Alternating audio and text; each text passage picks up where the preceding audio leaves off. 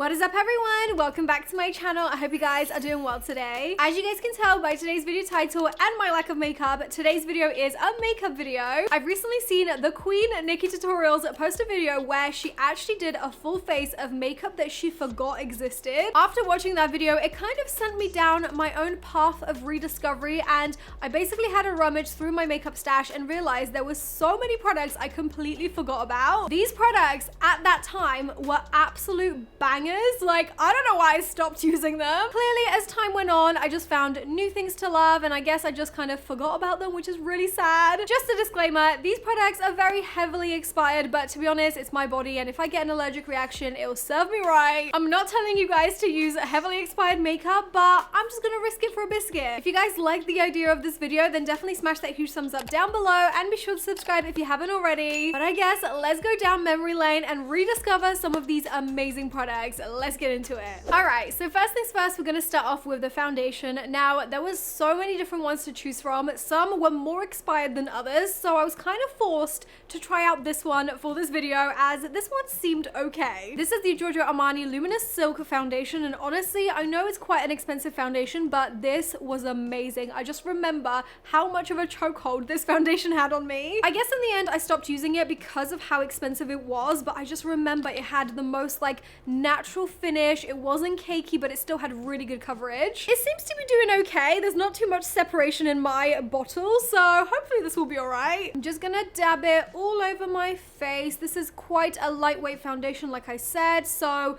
yeah, you definitely can't really go overboard with this one, which I like. I've always loved how watery the consistency is of this foundation. This has always just been so lovely to like blend and work with. It's got decent coverage. It lasts all day long. Honestly, if I get on with this foundation, I might have to buy a bottle that isn't expired, because I feel like this was such a good foundation back in the day. I mean, look at that. Still a perfect match. I love this. Honestly, I remember why I loved this foundation so much. It's just such a flawless finish. It literally just looks like my skin. It's like luminous, but not too glowy. I don't love a foundation that's too matte or like too glossy and shiny. This is literally the perfect in between of that. So yeah, I'm definitely gonna be picking this up again because I love it still. Now moving on to a concealer, I had two different options which I really wanted to reintroduce into my life again, and that was these two. I feel like in 2016 both of these were just so iconic. Obviously they have different price brackets, but really when it boils down to the concealer, they're pretty similar. So we have the NARS Radiant Creamy Concealer over here, and then on this side we have the Instant Age Rewind Eraser Dark Circles Concealer from Maybelline. I think for today's video I am gonna use the Maybelline one just because I happen to have a brand new one that I've never opened before. I've always wondered, if you don't open the product, is it out of date? Because obviously it doesn't really have like a production date. So does it just count from like when you've opened it and it becomes like exposed to the oxygen? I don't really know, but I mean, it's brand new, so hopefully it's not expired. Let me know what the deal with that is, because I've had this particular like concealer for a couple of years, but it's just never been opened. Okay, I've been twisting for a while.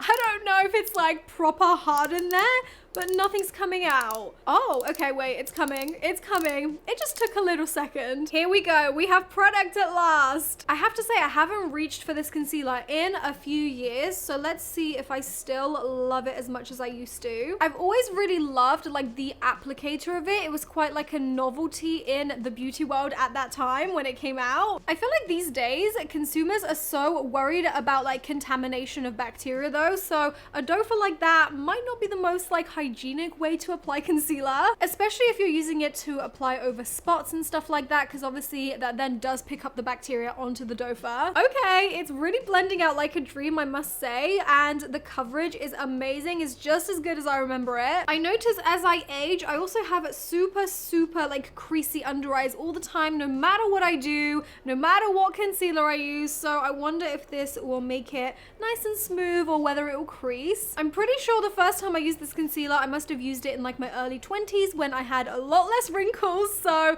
yeah, this will be a good test. Okay, so that is my skin so far. I have to say, I'm actually liking it a lot better than my current like foundation and concealer combo. I feel like my skin definitely looks a lot more vibrant and a lot more radiant, so I'm obsessed. Now, moving on to a powder, let's just quickly set everything into place. I don't really remember what I used to use as such when it comes to like maybe 2016, but I definitely remember that Mac Studio Fix was a big deal. I still own mine and it's looking a little bit grubby, but that's okay. I probably back in the day would have applied this with a brush, but I'm gonna go in with a sponge from Huda Beauty and just pat that all in. Let me know in the comments, how do you guys apply your powder these days? Do you still use a brush like we used to back in the day, or do you apply it with like a little sponge like this? I've been loving the sponge. It just feels really nice, and you can kind of smooth out any sort of product buildup in the crease. I just feel like you get a really nice like smooth base by using a sponge, and it seems to be a lot less cakey than applying it with a brush as well, in my opinion. Okay, so that is my face all powdered. I have to say, the MAC Studio Fix still hits. Okay, now moving on to a contouring. I have two products in front of me that I couldn't kind of choose between. First of all, I have the Anastasia Beverly Hills Contour Kit. Oh my gosh, this literally is so 2016 coded. I remember being so late on the bandwagon to like using this because it was quite an expensive palette for me at the time, but yeah, I managed to get my hands on it, and as you can see, I did use it quite a bit. And on the other hand, I also have the Benefit Hoola Bronzer, which I also used quite heavily back then. I know that this is still like a staple product in a lot of people's makeup bags. I feel like the Hoola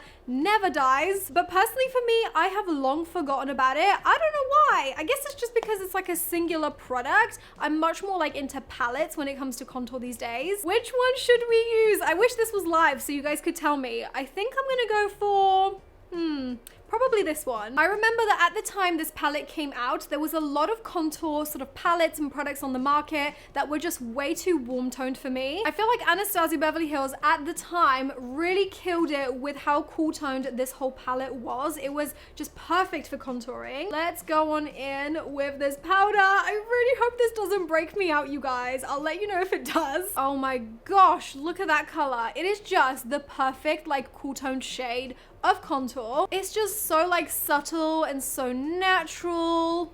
I live. Let me know below, what sort of palettes do you guys use for contouring these days? Because I've been using my Roxy X Revolution for like a couple good years now, and I still really love it. I don't really use anything else apart from that palette now, but I'm always open to suggestions. So if you guys have any good products or recommendations, then definitely let me know in the comments. Just gonna contour my nose very quickly. I'm also using the coolest sort of tone for my contour on my nose. Honestly, I really like how subtle it looks, but personally I do prefer to have my contour a little bit stronger, especially on camera, because I feel like it's not really showing up. So let's just go into the Hoola as well. Why not? Let's take a big swirl and see what happens. Maybe if I layer this over the top, it will just be a little bit stronger, because obviously this is a bronzer. Okay, this is definitely a lot more pigmented. I forgot how pigmented this is. Okay, I'm still liking the Hoola. This is definitely still a very nice product. I might reintroduce this into my makeup bag. Now moving on to blusher, there was only one blush that really popped straight into my mind of products that I've completely forgot about, and that is the Too Faced heart-shaped blusher. Oh my gosh, do you guys remember how much we loved these? I literally have a vivid memory of using this exact product in the videos where I would show you guys like dupes for high-end makeup. Do you guys remember those? On one side I would do the high-end like full face, and then on the other side I'd do all the drugstore like dupes. This was a highly sought after blush at that time, so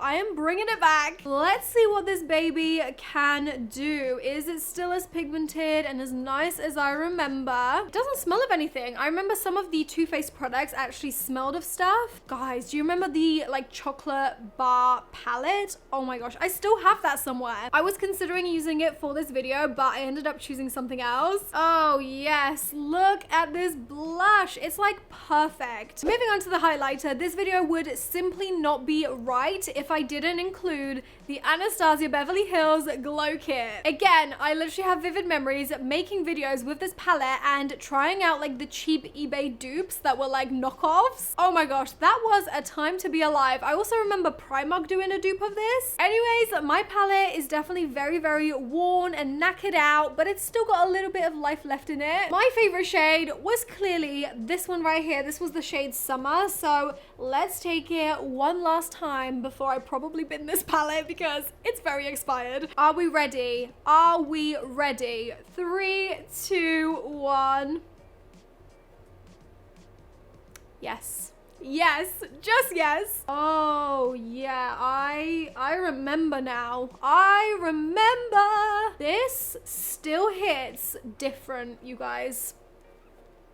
That is something else. Can we bring back the blinding highlighter? That's what I want to know, because I'm ready for it to come back. I really am. I know we're into, like, you know, the super natural, clean girl kind of aesthetics these days, but come on, this is beautiful. All right, now moving on to the eyes. I had a couple of different contenders for this product. However, there was one that I really just was like, oh my gosh, I completely forgot about your existence. And that is the Naked Urban Decay Heat Palette. Do you guys remember when they released this? This genuinely feels like a decade ago, like for real. And I still have it. I still don't think I use this very much. I definitely used this a couple of times. There's definitely a few shades that I used quite a bit, but generally the whole product looks almost untouched. I definitely think it's because it's quite like red toned, and although that was a very 2016 thing to do, like wear super warm red toned sort of shadows, I don't think I really did it that much at the time. I think I was more into like the browns and the sultry sort of smoky eyes. But let's give this forgotten and dusty crusty palette a go. First things first, I'm gonna take the shade Sourced, which is like a nice sort of transition color. We're just gonna create like a super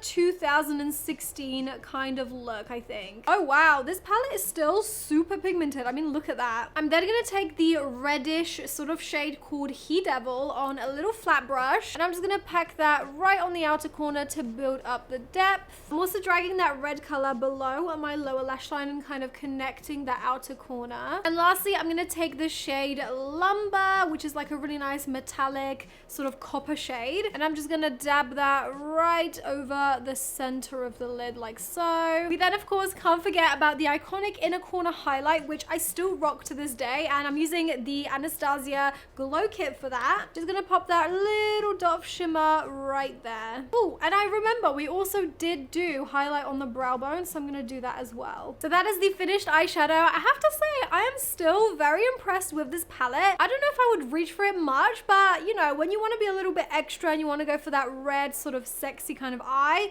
then I feel like this is a great palette still. Okay, it's now time for the iconic winged liner that I feel like everybody and their grandma rocked in 2016. For this, I cannot use anything else but the NYX felt tip liner. This was my holy grail, and I have to say, this is gonna be great marketing for NYX because I've literally owned this particular product since I want to say 2018. So if this still works and it's still got some juice left in it, that's gonna be amazing. I've not even swatched this on my hand or anything, so let's see if it's still got some life left in it.